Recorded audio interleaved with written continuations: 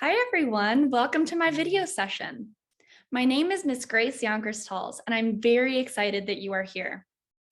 Today, we are going to be addressing health education, mental, emotional, and social health.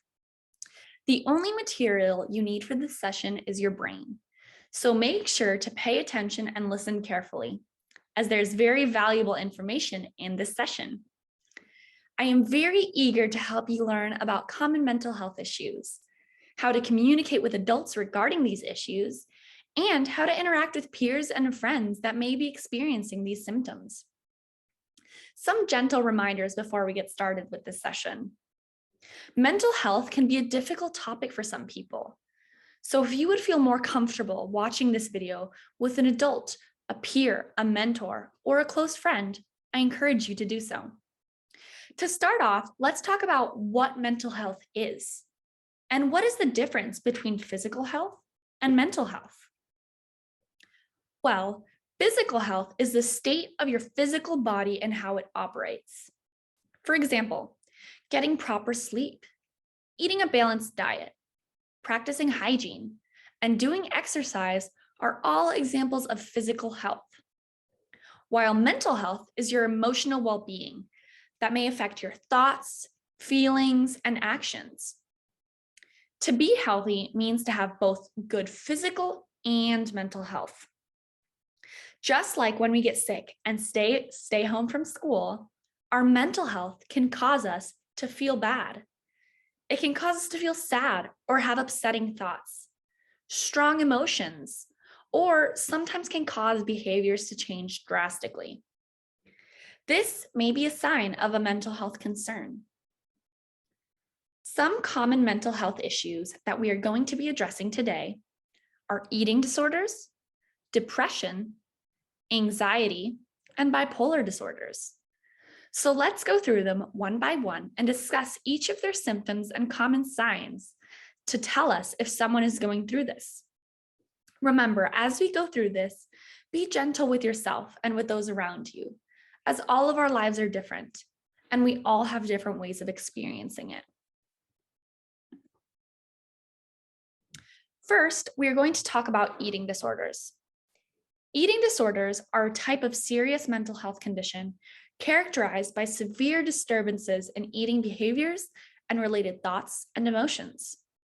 Some of these symptoms are skipping meals, being constantly worried about body size and shape, frequently checking in the mirror for flaws, refusing to eat certain foods, such as carbohydrates or fats, counting calories, and others.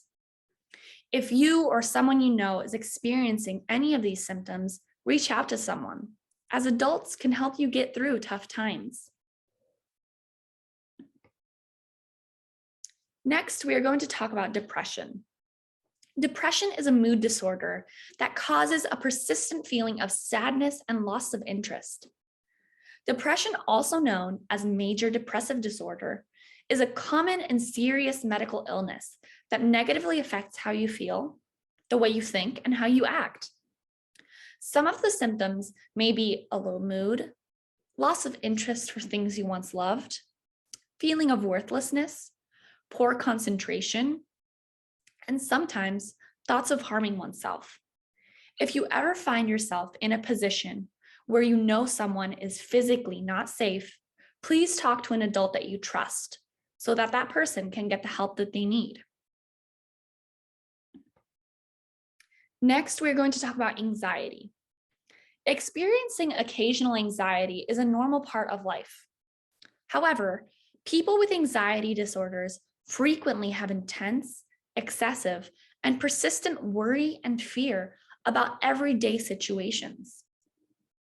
Anxiety is a feeling of dread, fear, and uneasiness.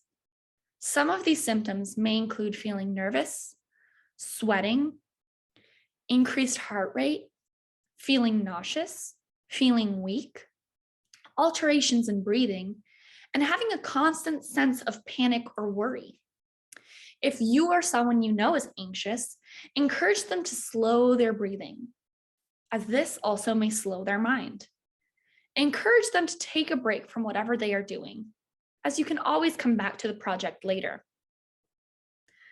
Finally, we are going to talk about bipolar disorders. Bipolar disorder is when people experience episodes of severe depression, which consists of low energy, low motivation, and loss of interest in daily activities. People with bipolar disorder also experience episodes of mania, which is pretty much the opposite of depression. It is overwhelming joy and having huge amounts of energy. Some of the symptoms may include mood swings, unusual talkativeness, racing thoughts, increased energy, and a sense of euphoria after feeling depressed for some time. So what are some tools that we can use to help communicate with adults and people who need help? Let's say we have a classmate or a friend who you've noticed has been sad lately, and they are more quiet than usual, not participating in class and sitting alone during lunch. Pause the video and see if you can come up with a few options of what you can do on your own. Okay, now I'm going to share just a few tools that may be able to help us out. Instead of gossiping and talking about it with your friends, maybe go to a teacher, a mentor, or a psychologist and express your concern.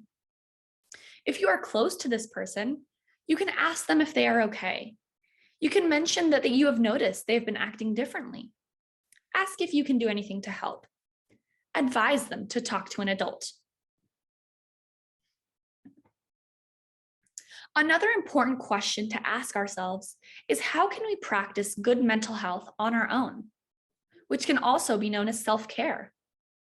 I'm going to give you 5 examples of things that we can do for our own mental health. For one, we shouldn't be scared or ashamed to talk about our feelings. It can be helpful to talk to family members, friends, and teachers about our emotions, if we feel comfortable, of course. We can also stay in touch with friends via messages or on chat. We could also learn a new skill. Maybe you can write in a journal, take some time to yourself. Taking time to yourself when you're feeling overwhelmed and stressed can be extremely beneficial. For homework, I want you to think of at least 2 things that you can do today to practice good mental health, to practice self-care. It can be one of the examples I mentioned previously, or you can come up with them on your own. But make sure to test it out and see how you feel afterwards. Hopefully, you will come out of it feeling more relaxed and confident to take on the day. If not, hey, you can always try again tomorrow. I'm so glad that you all came to this video session, and I hope you were all able to learn something new. Know that it is okay to reach out if you or someone you know is struggling. Everyone goes through different things, and we need to support and be kind to one another.